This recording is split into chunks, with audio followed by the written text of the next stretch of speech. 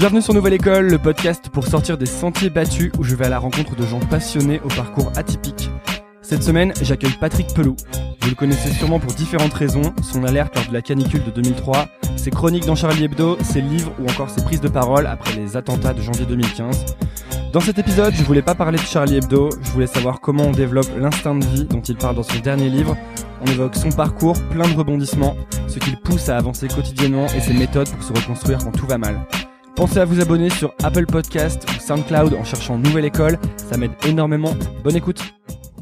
On a commencé. On a commencé, ça enregistre.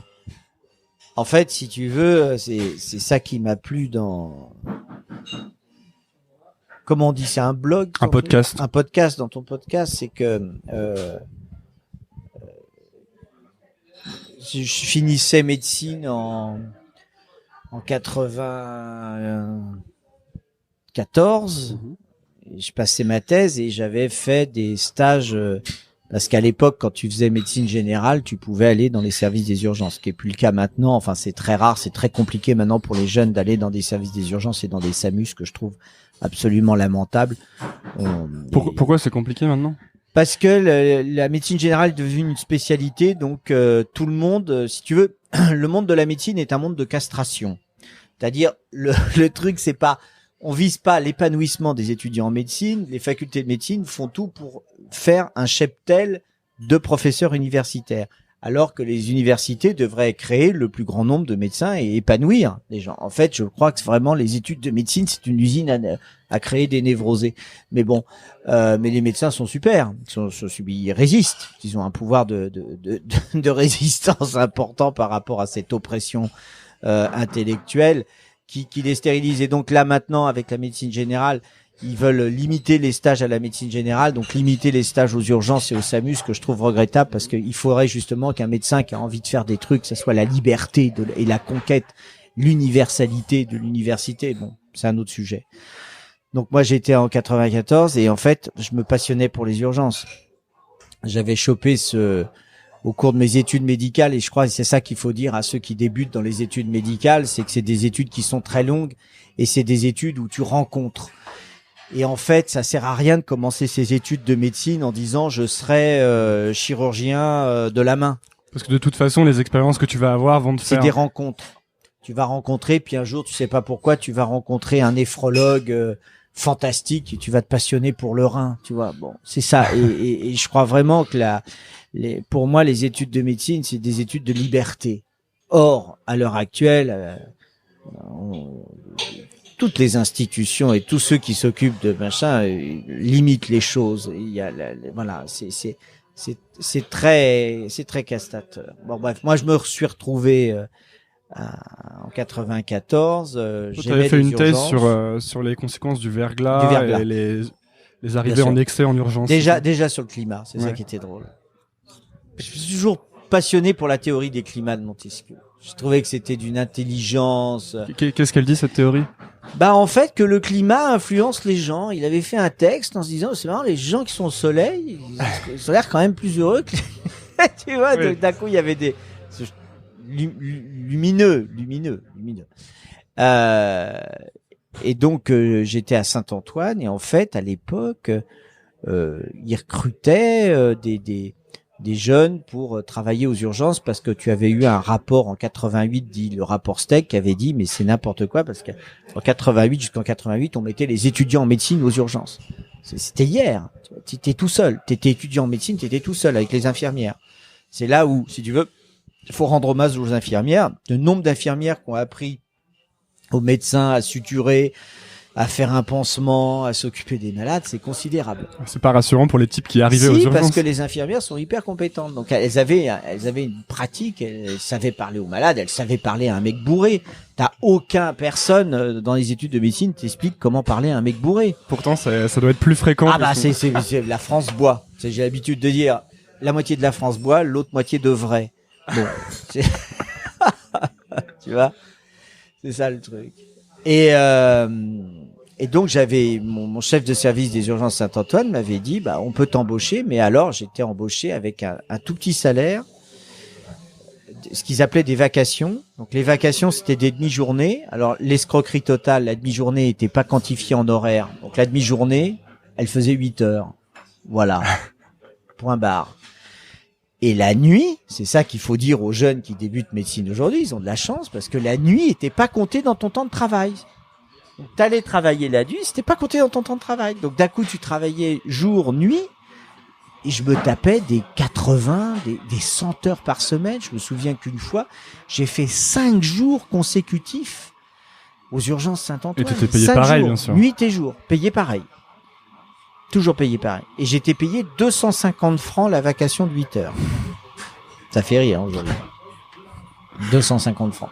Et 30 € à peu près, tu vois, un truc comme ça. Ça t'était venu d'où l'envie de faire médecine? Ça m'est venu d'un homme merveilleux qui s'appelait le professeur Carlios, qui était un chirurgien orthopédiste à l'hôpital Trousseau, à Paris, et où j'avais été étudiant, où j'avais fait un stage en 1987 ou 8, un truc comme ça. Et j'avais trouvé cet homme, c'était un philosophe en fait, et j'avais sympathisé avec lui et j'étais resté. J'avais trouvé que, si tu veux, j'étais tout seul externe face aux urgences pédiatriques et je trouvais ça génialissime. Cette aide, moi au départ je voulais faire de l'action humanitaire. Je me suis aperçu que tu pouvais facilement faire de l'action humanitaire à Paris. Et l'action humanitaire, c'était les urgences avec cette prise en charge médico-psychosociale que je trouvais d'une richesse incroyable. Mais en fait, t'avais cette envie ou ce besoin d'aider. En tout cas, on a l'impression que t'avais envie de te rendre utile, quoi. Ah, mais c'est ça. J'ai besoin d'être utile. Et donc, si tu veux, j'ai débuté comme ça, où une espèce d'oppression sociale contre moi. Bon, ça m'a fait perdre mon couple parce qu'il fallait gagner des thunes parce que les enfants étaient nés, machin, et t'étais un peu dans la misère, hein. Et voilà, heureusement qu'il y avait les parents qui donnaient des thunes. Et puis d'un coup, un jour, j'ai un peu pété les plombs, quoi. J'ai dit, mais c'est pas possible. Je suis un être humain comme les autres. Tu voyais les spécialistes de l'hôpital qui avaient des salaires meilleurs que moi, des statuts meilleurs. Et moi, j'étais toujours attaché vacataire.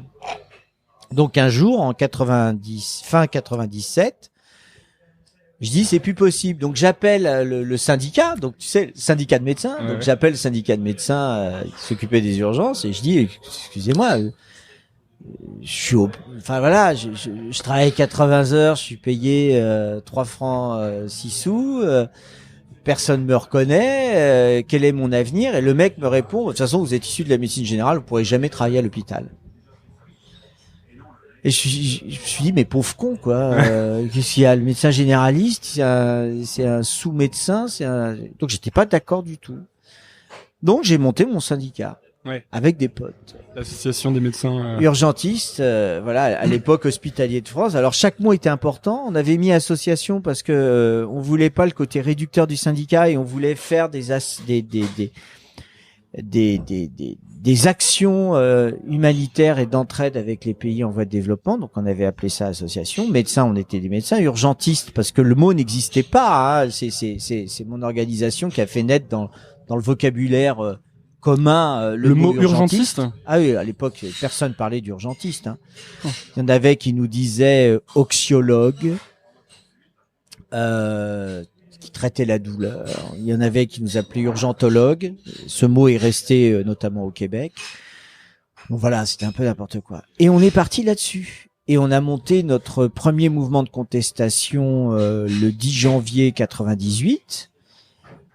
Et on a toujours voulu, alors c'est peut-être une erreur politique, on a toujours voulu faire le rassemblement. Donc je me suis fait, mais ouais, si tu veux, avoir, mais considérable par les autres syndicats qui étaient arrivés, qui nous piétinaient, qui nous serraient la main par devant et par derrière. T'avais des... Ça se manifestait comment? Des trahisons à chaque fois, c'est-à-dire qu'on arrivait à négocier quelque chose, à obtenir un petit quelque chose, et par derrière le syndicat rappelait le ministère en disant ah non, faut pas écouter Pelou et ses sbires, etc.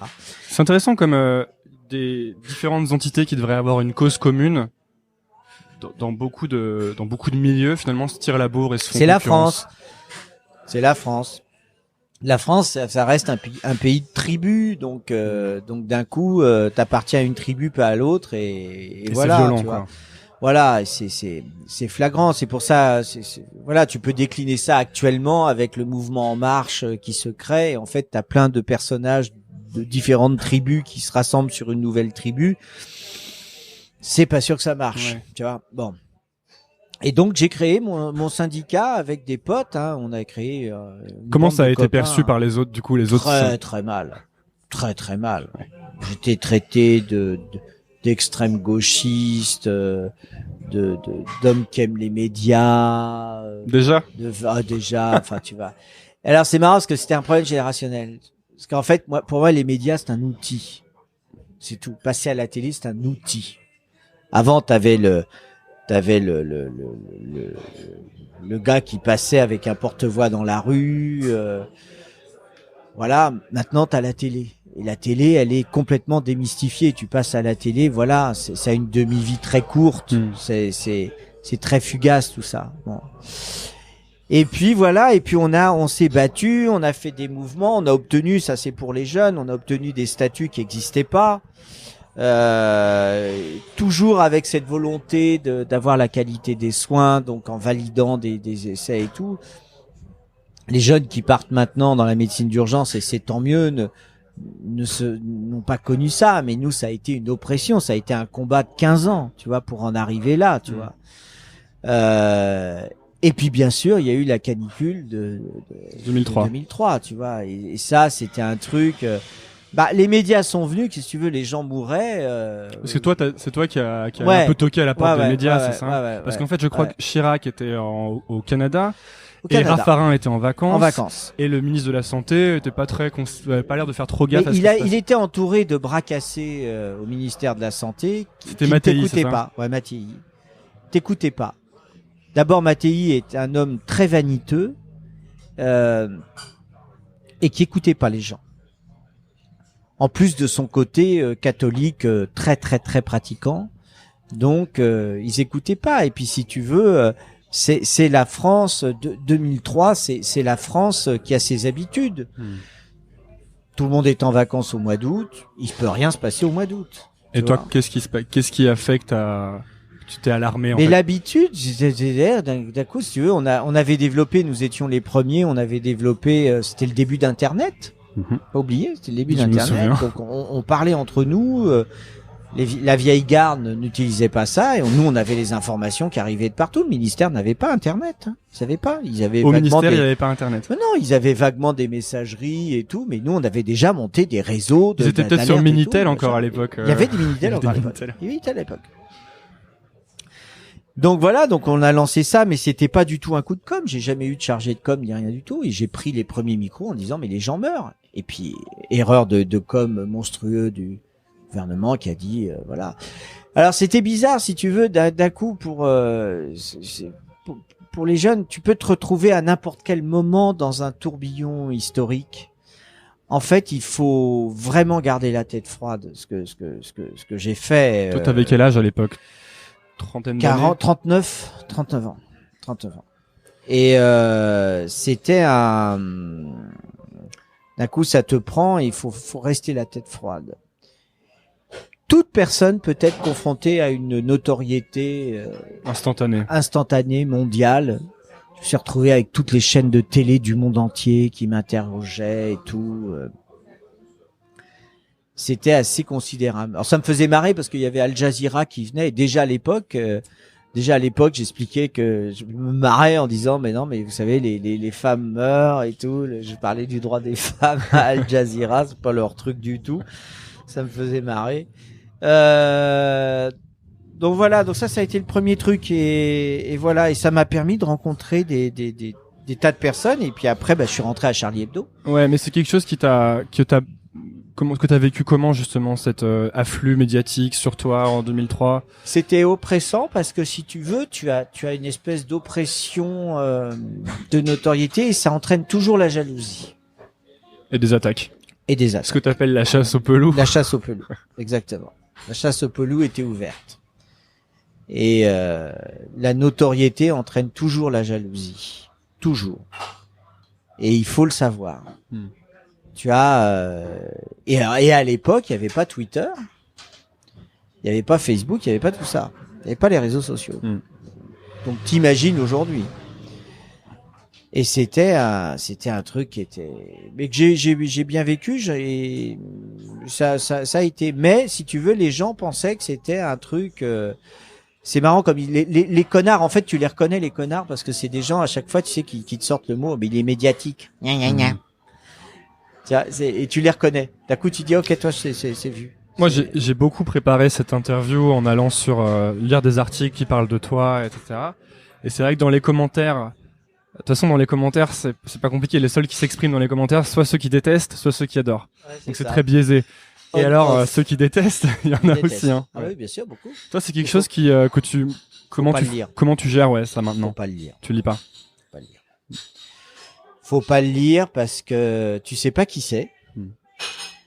J'ai jamais quelqu'un qui vient me voir en face en me disant j'aime pas du tout ce que vous faites. Jamais. Et en fait, si tu veux, l'anonymat des réseaux sociaux et des machins, tu sais pas qui c'est. Libère les gens. J'ai un ami qui travaillait à Charlie Hebdo et qui se faisait dépouiller à chaque fois qu'il passait à la télé et tout. Et un jour, il y a un de ses amis qui est un mec qui connaît bien l'informatique, qui a repris tous les commentaires sur Twitter qui l'insultaient. Il a réussi à remonter les adresses IP.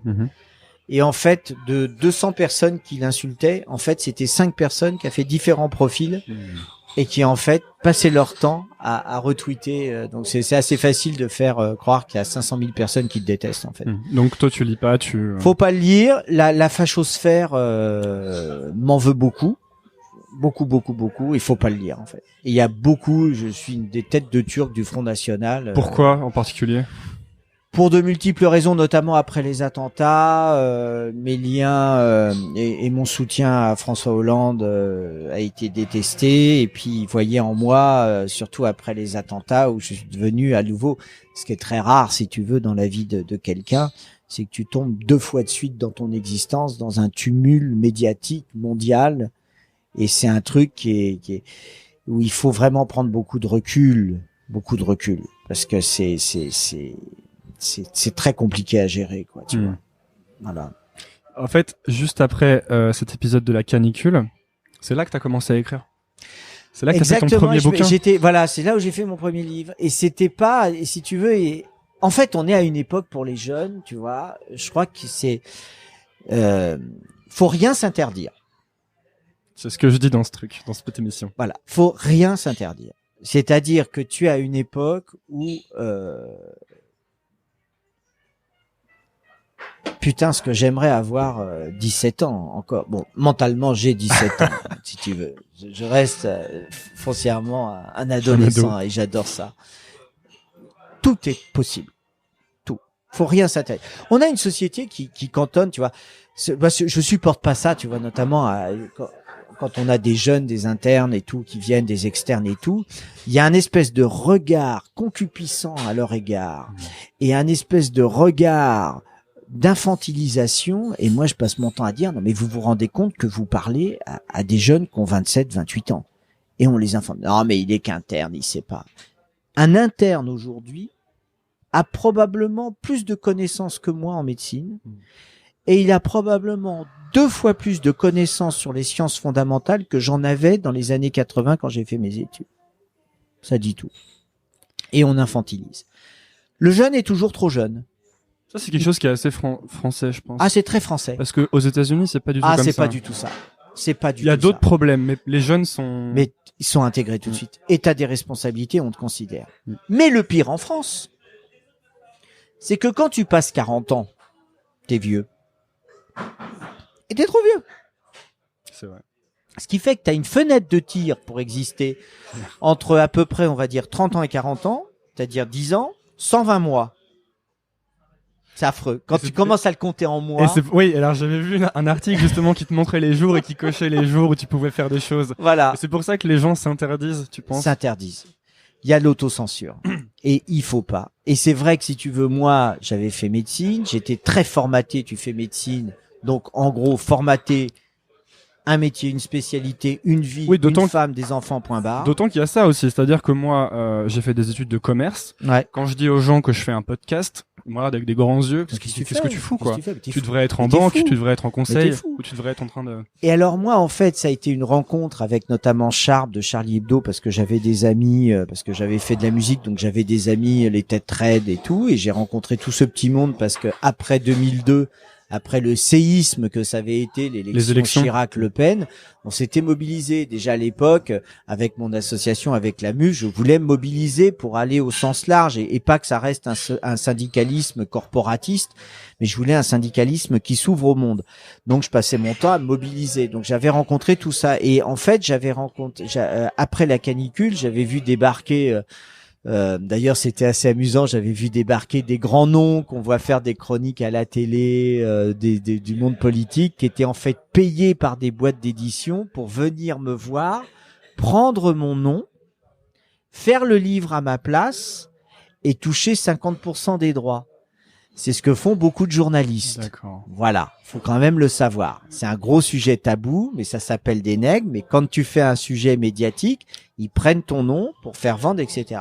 Et j'avais vu défiler tous les éditeurs qui s'étaient pointés, qui étaient arrivés. Donc quand il y a une affaire, oui, à chaque fois. Mettons que je sois dans une affaire. Voilà. Il y a des gens qui vont venir me voir, me dire on écrit le bouquin à ta place, on met ton nom dessus comme ça, on connaît le nom et l'affaire et on vend. Et t'as 50%. Voilà. D'accord. C'est comme ça que ça marche. Voilà.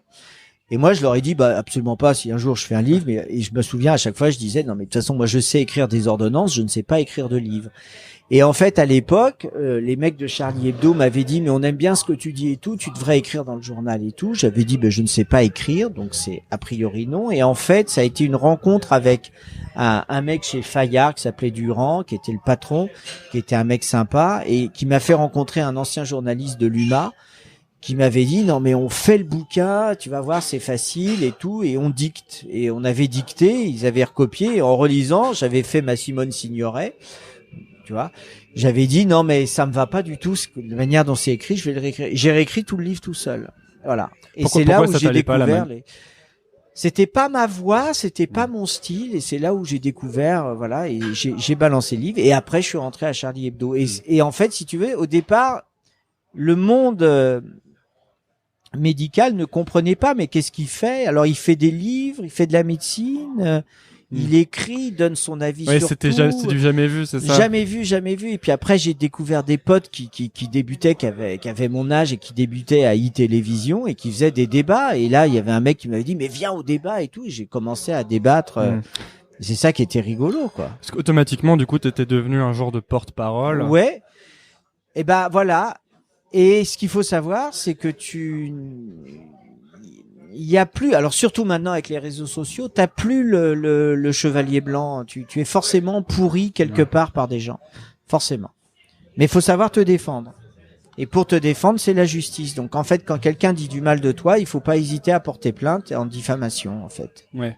Ce que j'ai fait contre un hebdomadaire pourri comme Le Point, où j'ai porté plainte parce qu'ils avaient fait un article dégueulasse sur moi. Ah, c'était sur, t'avais eu gain de cause d'ailleurs. J'ai eu gain de cause. J'ai eu gain de cause, ouais. Okay. Ouais, et après, donc, t'as commencé à, en fait, c'est ça, ce qui a lancé un peu ta carrière d'écrivain. Et t'as commencé à faire des chroniques pour Charlie. Des chroniques pour Charlie. C'était des chroniques d'urgence. Quotidiennes. Sur la vie aux urgences. La vie aux urgences. Et tu racontais la vie comme elle était, quoi. Comme elle était. Moi, j'en ai lu un bon paquet ça va de la porte de l'hôpital qui est bloquée. C'est ça. C'est ça. Et là, ça a commencé à gueuler aussi. Non, ça a commencé à être lu. Et en fait, c'était l'hôpital le comprenait. L'hôpital est une entité. L'hôpital, il veut être respecté. Or, j'ai toujours respecté l'hôpital public. J'ai toujours respecté mes collègues et tout, sauf des gros nazes qu'il fallait dénoncer ou des gens, voilà. Ouais, l'hôpital, tu défendais beaucoup, et d'ailleurs, ce que tu dénonçais dans les chroniques principalement, souvent, c'était qu'on transformait l'hôpital public en une entreprise plus orientée business avec des problèmes de rentabilité. Ça a été mon combat. Mon combat, c'est pour ça que j'étais contre Sarkozy et sa vision de l'hôpital entreprise. Et comme j'étais radicalement contre Fillon, moi j'ai connu les années Fillon, Bachelot, qui ont fait des ravages dans l'hôpital avec la naissance de l'hôpital entreprise. Et ça, si tu veux, c'est une de mes racines politiques. C'est-à-dire, je crois vraiment pas que Nous sommes sur Terre pour être en concurrence avec l'autre. On est là pour être en complémentarité avec l'autre. On est là pour coopérer avec l'autre. Mais tout ce qui va vers un fighting permanent où d'un coup tu es sans arrêt en train de te battre contre l'autre en étant en concurrence, je trouve ça complètement délirant. Et les années Bachelot, la naissance de l'hôpital entreprise, la naissance de la tarification à l'activité, mais j'ai vu les ravages que ça a fait. On a vu avec la naissance. Qu'est-ce que ça voulait dire la tarification à l'activité? C'est-à-dire que, en gros, si tu veux, c'était une énorme escroquerie. Ils ont fait croire au monde médical que plus ils allaient travailler, plus ils auraient d'argent. C'était la fameuse promesse de campagne. Promesse de campagne de Sarkozy, travailler plus pour gagner plus, blablabla. Et il a décliné ça à peu près partout dans tous les modèles économiques. Et la tarification à l'activité, plus un service allait avoir d'activité, et plus il aurait d'argent. Mais l'argent qui arrive à l'hôpital, c'est une enveloppe fermée. C'est-à-dire, c'est un budget qui est fixé par les objectifs de dépenses de l'assurance maladie, et c'est une enveloppe fermée. C'est-à-dire que le Parlement vote au début de l'année, c'est ça, au début de l'année, et dit par exemple, c'est 230 milliards pour la santé. C'est fermé. Ce qui fait que la concurrence s'opérait entre les établissements sur une enveloppe fermée. Donc c'est pas du tout, tu gagneras, tu vas piquer. Il y en a qui vont, t'es forcé de prendre la part d'un gâteau. Voilà. Et c'est là l'escroquerie du truc. Et ça marche pas. Aux États-Unis, l'enveloppe est pas fermée. Donc le truc court, ils peuvent gagner plus en travaillant plus. Mais en France, c'est pas du tout ça. Et donc c'était complètement débile. Et c'était un de mes combats. C'est pour ça que ça m'intéressait dans le développement de En Marche. Il y avait 2 candidats à l'élection présidentielle qui ont remis en cause la tarification à l'activité. Jean-Luc Mélenchon et Macron. Et j'ai voté Macron parce que je me suis dit, mais voilà, c'est la remise en cause de la tarification à l'activité, voilà celui-là. On aurait eu Fillon, on coulait définitivement le service public hospitalier. Parce que de toute façon, il y avait qu'à voir quand il avait fait sa vidéo bien pourrie où il est allé rencontrer des personnels et où il a les mains croisées, il est recroquevillé sur lui-même et il refusait de reconnaître les difficultés de travail dans les hôpitaux. Ce que t'as beaucoup raconté, d'ailleurs t'en as fait plusieurs bouquins ensuite. Oui. Histoire d'urgence. Il y a 5 tomes. Il y avait un travail particulier sur ces livres parce que moi je les ai lus, il y avait une intro à chaque fois et tu les... Ouais, parce qu'en fait, si tu veux, je rajoutais des petites chroniques, je réécrivais les chroniques, je racontais l'évolution qu'il y avait sur les chroniques et puis je mettais toujours, ça m'amusait, un ami qui faisait l'introduction et la postface. Parce que je voulais que ça soit généreux. J'ai toujours voulu que mes livres soient généreux, en fait. Qu'est-ce que t'appelles généreux? C'est-à-dire, tu donnes des trucs. Ouais. Tu refais pas juste la photocopie de la chronique et voilà, un livre c'est fait pour. Et puis si tu veux, la formule qui me plaisait, c'était de raconter des petites histoires. C'est pour ça que le dernier que j'ai fait, Instinct de vie, je l'ai divisé en chapitres et puis. T'aimes bien quand c'est rythmé, quoi. J'aime bien quand c'est rythmé. Et justement, donc tu t'es mis à écrire. T'étais pas du tout écrivain à la base. Non. Tu t'es mis à écrire tous les jours. Tous les jours. Et alors comment c'était parce que t'as dû apprendre une discipline. C'est une discipline. L'écriture est discipline. L'écriture, écrire, c'est aller vers la solitude. C'est aller vers la solitude. Tu t'enfermes. T'es obligé. Tu t'enfermes, c'est difficile, tu es là, tu pétris la chose de la création, t'es tout seul avec tes neurones, et tu te débrouilles. T'avais des difficultés au départ à t'y mettre? T'as toujours des difficultés à t'y mettre. Tu vois, là, j'ai commencé le prochain livre, qui est la suite des agonies des gens célèbres. Que j'ai lu aussi. Voilà, et... Qui ont tous eu des très terribles fins. L'histoire de ce truc, c'était marrant parce qu'il y avait eu une crise à Charlie Hebdo en 2008 parce que Philippe Val avait obtenu France Inter par Sarkozy. Et il y avait une crise avec Ciné, etc. Donc il y avait tout ça. Il y avait un énorme trou dans le journal. Et en fait, j'avais dit à Charles, écoute, j'ai une idée depuis des années, c'est de raconter la fin de vie des gens célèbres. Parce qu'il y a des documents sur la mort de Voltaire, il y a des trucs historiques et tout. Vas-y, c'est bon. Donc, encore un petit pas de côté où un pas de côté, tu passes ce truc. Et donc, je suis parti là-dessus et j'ai fait ça. Et là, je fais la suite. Alors, c'est marrant parce que ce livre ça a été un best-seller, Mais là encore, si tu veux, t'es médecin. Bah alors t'es médecin, t'es écrivain, t'es qui toi? Ouais. Ça fait un best-seller à 100 000 livres vendus, c'est énorme. J'ai jamais eu un article dans les revues littéraires, etc. pour dire bah voilà, jamais, parce que t'étais jamais. médecin. C'était médecin. Tu rentres pas dans la case.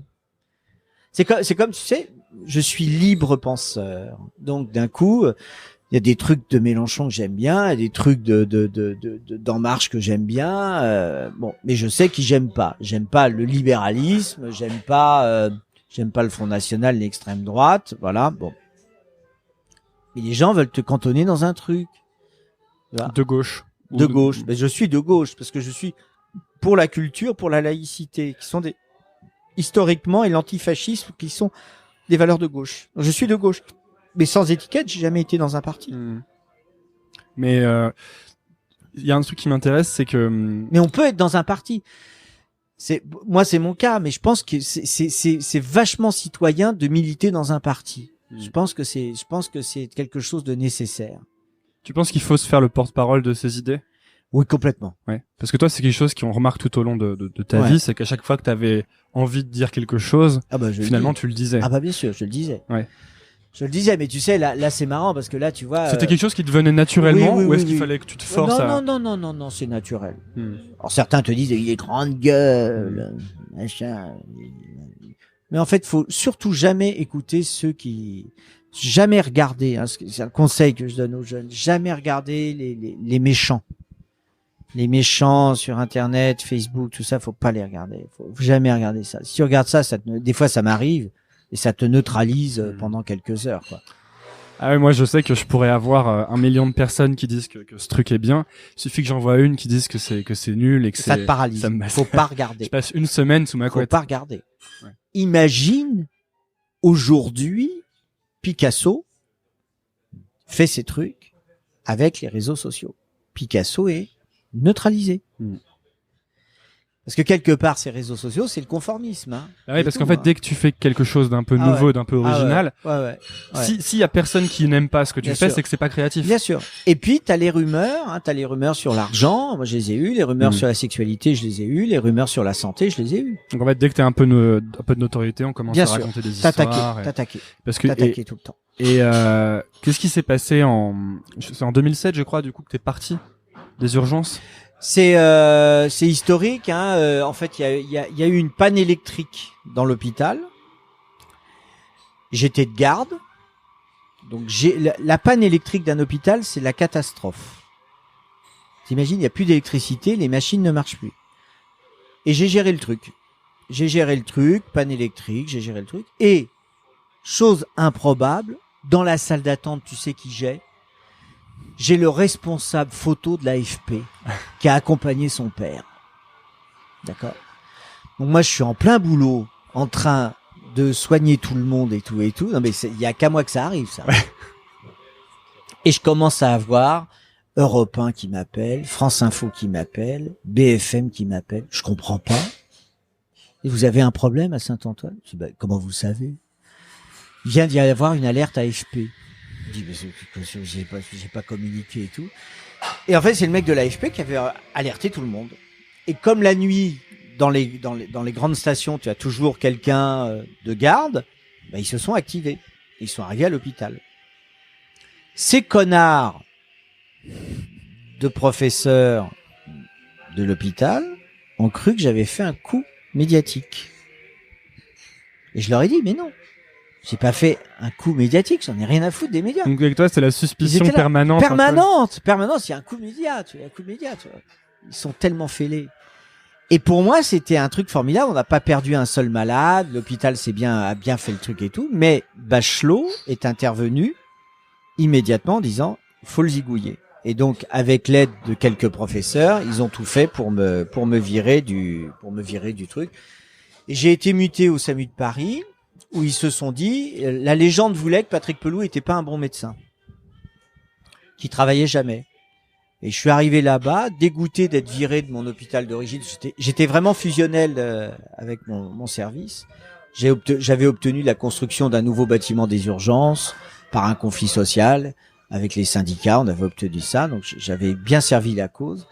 Et j'ai été jeté comme un chien. T'avais été réélu d'ailleurs à la tête du syndicat. Oui, réélu, ouais. Ouais. Et c'était marrant parce que si tu veux, par exemple, je suis celui qui a été élu avec encore là, j'ai été réélu à la commission médicale d'établissement de la PHP avec le plus fort nombre de voix. Et la commission médicale d'établissement de la PHP ne m'a donné aucune fonction. C'est le harcèlement quotidien que je vis. Hier soir, j'étais à la CME de la PHP, je demande la parole. C'est mon tour de parler, on donne la parole à un autre professeur avant moi. C'est l'humiliation permanente, en fait. C'est ce que je vis. T'as de vrais ennemis, en fait. Ou vrais ennemis. Qui t'en veulent. C'est ce que je dis dans mon livre Instinct de vie, c'est que ces vrais ennemis sont des gens, je l'ai pas entendu personnellement, mais on me l'a rapporté, les gens qui me l'ont rapporté me l'ont vraiment dit. C'est dommage que Pelou n'ait pas été tué à Charlie Hebdo, bien sûr. Tes ennemis sont de vrais ennemis. Comment tu l'as vécu, cette éviction des urgences? Mal, parce que c'était mon job, mais en fait, finalement, si tu veux, c'était en fait un bien, parce que c'est bien d'évoluer, c'est bien de changer, et en plus de ça, ça a calmé un truc chez moi, c'est que je voulais vraiment m'investir dans les responsabilités de la communauté de l'assistance publique hôpitaux de Paris, et en fait, ils ont réussi à m'en dégoûter. C'est-à-dire que je pourrais apporter beaucoup en termes de management et tout, et ils m'en ont dégoûté. Mais vraiment dégoûté. L'assistance publique est en train de crever d'un monde mandarinal, d'un monde du Moyen-Âge, d'un monde qui cultive son goût pour le XXe siècle. Et c'est complètement dépassé, quoi. Donc ça m'intéresse plus. Tu vois, là, mon côté médecin de Molière, un peu. Oh là là là là là là là là. Si t'es des médecins de Molière, on aurait de la chance. Ils sont tellement vaniteux, haineux que ça les autodétruit, en fait. Faut les laisser s'autodétruire. Ils comprennent rien, tu peux pas parler avec eux parce que c'est la haine qui parle. Dans leurs yeux, je lis la haine. Tu vois? Et voilà, c'est comme ça. Moi, je les aime bien parce que je trouve qu'ils sont investis dans le service public. Donc je trouve que quelque part c'est bien et c'est bien l'évolution que ça a, mais tu peux jamais parler avec eux, ils sont tellement vaniteux. T'en as un il y en a un une fois qui a dit de toute façon un médecin passé 40 ans, il n'est plus opérationnel. Et la fenêtre de tir encore. Et le mec a un poste très très élevé à l'assistance publique, mais vraiment tu te dis mais du coup au SAMU, tu voyais plus trop de patients. Si, c'est une autre médecine, tu vois les cas les plus graves. Mais les urgences me manquent. Les urgences me manquent, ouais. Les urgences me manquent. Alors là, si tu veux, on a un projet très ambitieux, c'est d'aller dans les camps de réfugiés syriens en France, là où il y a des réfugiés. Savoir s'il y a beaucoup de professionnels de santé en fait qui sont arrivés et les remettre au travail avec nous, les aider en solidarité et commencer à songer à rebâtir leur système de santé en Syrie. Voilà, c'est un projet que j'ai eu. Comme ce que tu avais fait un peu au Sri Lanka. Exactement, au Sri Lanka quand j'y étais allé. En 2004, tu étais allé au Sri Lanka et vous aviez aidé à reconstruire après le tsunami. Ça a servi à rien parce qu'en fait le Sri Lanka est tombé dans l'escarcelle des États-Unis et donc tout ce qui était français. Tu racontes qu'ils vous rejetaient de la main. Ah oui, complètement. Ils vous viraient. Les Américains arrivent et on n'a pas les moyens. C'est là que tu vois que la France, c'est quand même un... On est un pays qui est très regardé, mais on est un pays qui doit se remettre au travail pour reconquérir les choses. Pour voyager un tout petit peu, on n'a plus l'aura qu'on avait avant et on n'a plus la puissance qu'on avait avant. J'ai discuté avec avec les gens de l'ambassade de France à New York et qui te disent on a un rayonnement intellectuel encore important, mais on se donne plus les moyens d'avoir ce rayonnement intellectuel. Bercy veut qu'on vende l'espace qui est sur la 5e avenue et qui est très prestigieux pour la France, mais il y a plus d'argent. Donc on laisse le truc péricliter et Bercy veut le vendre. C'est une connerie énorme. Il faut au contraire le faire vivre parce que c'est le miroir de la France. L'Italie à New York a acheté un immeuble pour faire la maison de l'Italie. C'est l'un des endroits les plus hype de New York, où tout le monde va. Mais c'est ça qu'il faut. On a un rayonnement de la France à avoir. Tu vois, c'est un truc. Je suis allé passer 3 semaines pour faire une résidence d'écriture pour commencer le nouveau livre à la Villa Médicis. Bon, c'est très spartiate, c'est un truc monacal. Bon, ça y a plus de m'intéresse. moyens. Tu t'es complètement coupé Du monde pour démarrer le bouquin. Pour démarrer le bouquin. Pas de téléphone. Si, Internet évidemment. Okay. Ah bah on est accro à ça. Ouais. Téléphone, je me demandais justement parce que. Non, sinon on est accro, on est addict. Ouais, moi j'essaye d'utiliser des applications pour le couper. À l'ère générale, on est addict. Tu vois les gens à table, tu vois là, on est là, moi j'ai mon portable sous le nez, on est addict. On a une conduite addictive avec ça. À être connecté tout le temps, c'est très très dangereux, je pense. Intellectuellement, c'est dangereux. On a l'impression qu'on fait des choses, en fait on fait rien, on contemple. Ouais, puis c'est beaucoup plus dur de se concentrer. Ouais, aussi. beaucoup plus dur. De se concentrer sur des vraies tranches de temps, dont tu as besoin si t'écris. Ouais. Et toi, comment tu faisais alors quand tu t'es coupé là? C'était quoi ton rythme? Tu sais, quand tu commences un nouveau livre, c'est compliqué. Hein. C'est pas, tu commences la première page et tout. C'est une espèce de petite touche successive et tu démontes et tu fais un plan toi d'abord. Non. T'écris quoi? T'écris après le plan naît tout seul. Il y a des trucs que tu fais, que tu détruis après. Il y a des trucs que tu bâtis, que tu refais. Il y a des trucs que tu avais défaits, que tu reprends. Ça va te prendre combien de temps, tu penses, de l'écrire? 6 mois. C'est très long. En écrivant tous les jours? Tous les jours. J'avais perdu l'écriture, parce que en quittant Charlie Hebdo, j'avais perdu l'écriture et tout. Et en fait, en refaisant le dernier bouquin, j'ai repris goût à l'écriture et à l'isolement, une autre forme, un truc différent. Et c'était marrant parce que le dernier bouquin, je l'ai écrit à l'ancienne, à la main. Tu l'as écrit sur un manuscrit? Ouais, sur un manuscrit. Ouais. Ah ouais. Pourquoi? Ça s'est fait comme ça parce que j'arrivais pas, donc je l'ai dicté. J'ai dicté. J'arrivais plus. C'était dur de réécrire. C'était dur. Il y avait les fantômes des amis qui revenaient sans arrêt. C'était difficile, donc j'ai dicté. Puis ils ont sorti le manuscrit écrit. Alors c'était très drôle parce que ils me fournissaient des pages dactylographiées et je réécrivais dessus. Donc t'as des pages, c'est assez joli à regarder. T'as des pages qui sont entièrement griffonnées avec des flèches partout, des mots, des machins, des trucs. C'est très très drôle. T'avais donc ce livre, c'est l'Instinct de vie. Ouais. C'était un livre qu'il fallait que t'écrives pour partager tout ton processus de reconstruction. Oui. Tu sais que c'est un livre qui c'est le premier livre que j'ai lu de toi. Ah ouais. Cool. J'ai commencé par ça, j'étais vierge de Patrick Pelloux. Ah, j'avais pas de biais, si tu veux. Ah, très bien. Et ça m'a vachement ému, ce bouquin. Ah ouais. En fait, ça m'a tellement ému que, bon, je le dis dans le podcast, c'est l'instant fragilité, mais à partir de la page 10, j'étais en train de pleurer. Ah ouais. Jusqu'à la fin du bouquin, en fait. Ah ouais. Parce que ça m'a fait comprendre des choses, je crois, sur des gens que j'ai connus, ou de ma famille, ou que j'ai pu connaître, qui avaient vécu des drames. Ouais. Et tu sais, les bouquins, tu les lis et ça élargit ta perspective. Et d'un seul coup, tu te dis, tu comprends. Bon sang, mais c'est bien sûr. Voilà. Ouais. Et moi, je me disais des choses que j'avais jamais réussi à comprendre avec des gens, que j'avais jamais réussi à débloquer.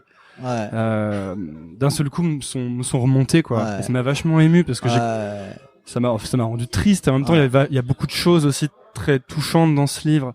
Quand tu parles du moment où vous allez au Bataclan, la famille qui plante les feuilles, là. Ah là là, les fleurs. Ils ont les planté feuilles, un arbre pour leur fils et ils amènent les feuilles. Des feuilles. Ouais. Ouais, des feuilles. C'était. Tu sais, j'ai vécu des trucs, là. C'est sans fin, on peut en parler sans fin, en fait. On peut en parler sans fin. Mais surtout, si tu veux, ce qu'il faut dire, notamment pour les jeunes, c'est que, en fait, on mesure jamais la force intérieure qu'on a, le courage.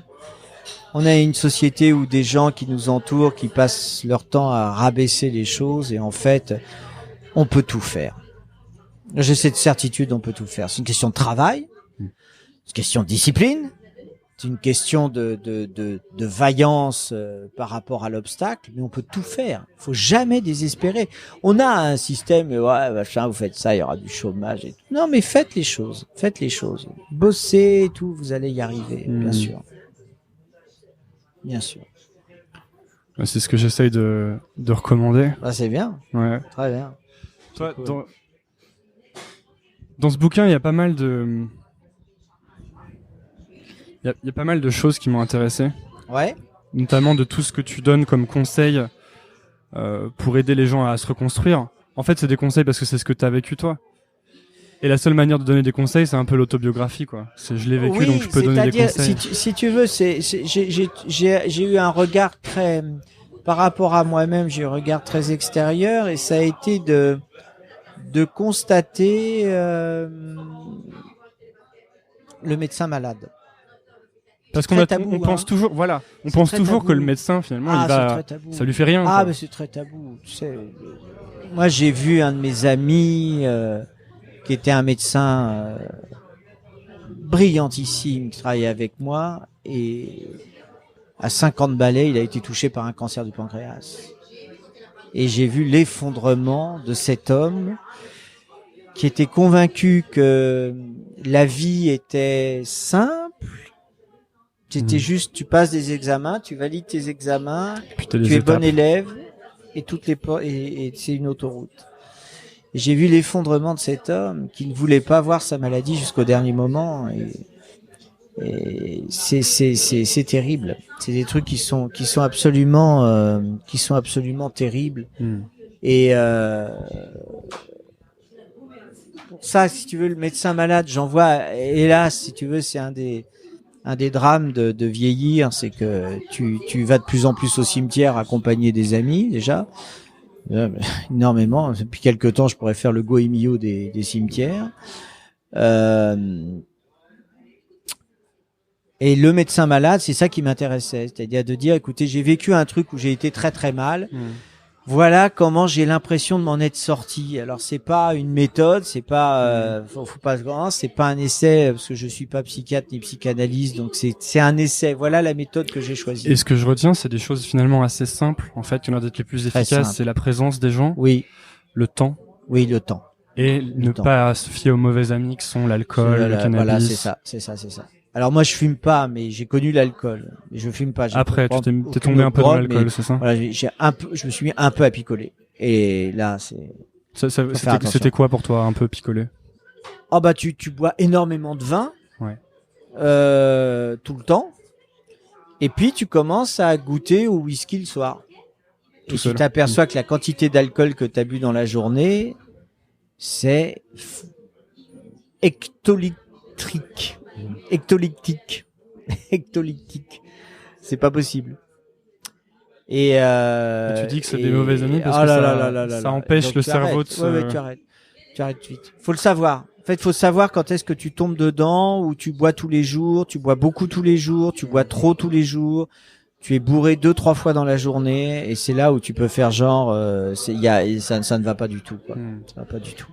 Et c'est parce qu'en fait, il y a des lésions qui se créent dans le cerveau après les drames. Ouais. Ça a été démontré maintenant par les neurosciences. Tu as véritablement une fracture cérébrale avec qui se crée. Et c'est pour ça qu'il y a les chocs post-traumatiques. Ouais, aussi. c'est ça. Et parce c'est que le choc. T'as eu toi ouais, quand t'as eu le 13 novembre. Ouais, c'est ça. Et attends, et il y a un truc qui m'a frappé. Ton bouquin toujours là, toujours prêt, est sorti la veille. Novembre, ouais, c'est là où tu veux t'es une succession de circonstances. Quoi. Alors ça m'avait quelque part arrangé, parce que si tu veux faire les promos maintenant, c'est toujours des choses de pesant pour moi, et en fait le livre sort le 13 novembre, j'annule toutes les promos. Voilà. Mais le livre c'était bien vendu, les gens avaient suivi, les 50 000 qui étaient partis, et les gens étaient contents, quoi. Et toi à ce moment-là t'étais au SAMU, et t'avais pas voulu aller sur les lieux parce que t'avais peur que j'ai peur de ma mémoire traumatique, c'est-à-dire j'ai peur qu'à tout moment, si jamais il y a un truc, je sois neutralisé par il faut faire attention à ça. Là maintenant je pense que je suis guéri, mais c'est quelque chose qui peut être difficile à appréhender. Tu penses que t'es guéri? Tu penses que... C'est une question que je me posais avant d'arriver. Est-ce qu'il y a une fin au processus de reconstruction? Oui, c'est le moment où tu peux revivre avec un libre arbitre, recréer des choses et quelque part renaître. C'est là où tu peux te dire. Alors, t'oublieras jamais, on n'oublie jamais. C'est pour ça que tu parles pas. C'est pour ça que t'aimes pas parler de résilience. Non, c'est ça. Le mot résilience est je comprends. Parce que résilience, c'est un retour à l'état initial. Et voilà. Et je crois pas. Alors, je comprends qu'ils aient eu cette idée-là, issue un petit peu des différents traités et témoignages qu'il y a eu sur les victimes de la Shoah qui étaient rentrées. Mais même eux n'ont jamais oublié. Donc, en fait, on renaît, on se transforme. On se reconstruit, on renaît. Donc, comment on sait si on avance? Tu parles de libre arbitre. À quel niveau? Déjà, t'arrives, il y a des signes somatiques. Tu arrives à mieux dormir, tu arrives à te concentrer sur autre chose, et à ne pas tout le temps penser au drame. Donc, t'as une certaine liberté par rapport au drame, tu vois. Bon. D'accord. Et tu arrives à faire des projets et à mener tes projets. Moi, en l'occurrence, ça a été de faire et à t'enthousiasmer pour des projets et des trucs. Voilà. Et si je connais quelqu'un de proche ou pas qui vit un drame très fort, quelle est la bonne attitude? Faut être là. Faut pas donner de conseils, faut pas dire ces phrases. Faut pas dire ça va aller. Ça va aller, tu vas oublier. C'est rien, c'est la vie, toutes ces phrases qui sont des phrases sans sens. Faut être là, faut être présent, et c'est des petites choses. C'est step by step. T'avances tout petit pas. Voilà. Il faut savoir cultiver le silence, ne rien dire. Voilà. Tu viens, tu parles pas, mais c'est pas grave. Parce qu'on a toujours l'impression que si on parle pas, c'est... Voilà. Okay. Voilà. On va bientôt finir. Super. Tu te remets à écrire. Sur quoi t'aimerais écrire d'autres? Qu'est-ce que c'est un thème qui te fait peut-être peur, un peu plus peur? Moi, j'aimerais beaucoup avoir le talent, mais je l'ai pas, de faire des romans. Oui, dans des romans, c'est plus les trucs à la Topor, tu vois, des trucs, mais j'ai pas son talent, voilà, tu vois, les réalistes, les dadaïstes, tu vois, des trucs un peu comme ça, complètement fous. Ça, j'aimerais posséder ce talent-là, tu vois, écrire des trucs un peu fous. Mais je vais peut-être le faire. Tu vas peut-être le faire. Hein. Ouais, un conte pour petits et grands, tu vois, un truc comme ça. Ça, j'aimerais bien faire ça, voilà. J'aimerais bien. Il faut rien s'interdire. Ouais.